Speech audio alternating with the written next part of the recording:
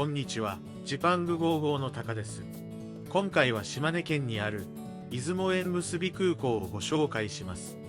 出雲大社や石見銀山へのアクセスが便利な空港をたっぷりお届けいたします。このチャンネルはホテル紹介を中心に各地の観光スポットをご紹介しています。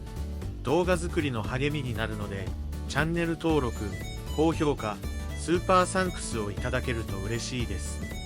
それでは早速ご紹介していきます。出雲空港の滑走路はフェンス越しに近づけるようになっているので、時間がある方は飛行機の離発着を見に来てもいいかもしれませんね。国際線もあるようですが、定期便はまだ就航していないようです。ベトナム航空がハノイなどへの運航を行っているそうです。空港から島根各地へバスも出ています。出雲大社などは40分ほどで向かうことができます。松江方面にも出ており、50分ほどです。空港は3階建てで、1階に到着ロビー、2階に出発ロビー、3階に飲食店と展望台があります。到着ロビーにはレンタカーの受付所や観光案内所がありました。観光パンフレットなども置いてあるので、出発前に揃えてみるのもいいかもしれませんね。2階にはお土産ショップと手荷物検査場があります。お土産は島根や鳥取で有名なものが販売していました。山陰エリアで名物のどじょうすくいまんじゅうも販売しています。鳥取にある稲葉の白うさぎ伝説にちなんだおまんじゅうもありますね。割子そばでご紹介した出雲そばも販売しています。出雲そばはそばの実を皮ごと引くので、そばの色は濃く黒く見え、香りも強いのが特徴です。島根名物の赤天も販売していますね。魚のすり身に唐辛子を練り込み、パン粉をつけて揚げたものです。日本海側なので、のどぐろやフグも有名です。加工食品でのどぐろやフグを使っているものも多いですね。ウップ類海苔は前回までで散々紹介していますが、美味しかったのでおすすめです。他にも島根名物のしじみや、それらを使ったラーメンが販売していました。牛骨ラーメンは鳥取の動画でご紹介しましたが、かなり美味しいのでおすすめですね。他にも調味料なども販売しており、お土産は充実していたので、空港で揃えてもいいかもしれません。他にもフォトスポットもありました。出雲の奥にの銅像もありました。歌舞伎の原型である歌舞伎踊りをした出雲大社の巫女と言われています。恋愛成就のパワースポットと言われる八重垣神社の絵馬も描けるようになっていました。絵馬を結んでおくと代わりに奉納していただけるそうです。フライトシミュレーションもありました。大人も楽しめそうですね。3階の展望台と飲食店に向かいたいと思います。展望台はシンプルでベンチがあり、滑走路を見渡せるようになっていました。私が来たタイミングでは駐機している航空機はありませんでした。フェンスには出雲空港に定期就航している航空機の説明文がありました。どの飛行機かすぐに確認できるので分かりやすいですね。出雲空港には日本航空とフジドリームエアラインズなどが就航しています。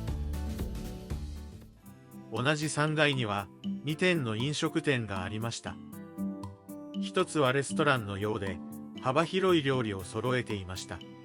島根和牛を使った料理なんかもありますね。もう一つは一福という老舗のお蕎麦屋さんでした。出雲蕎麦や天丼、カツ丼などを提供しています。今回はこちらで食事したいと思います。店内は広々しており、席数も多そうでした。お蕎麦のお土産なども販売していました。窓からは展望エリアを見れるようになっていました。一福は島根だけでなく、広島や大阪など10店舗ほどお店を出しているそうです。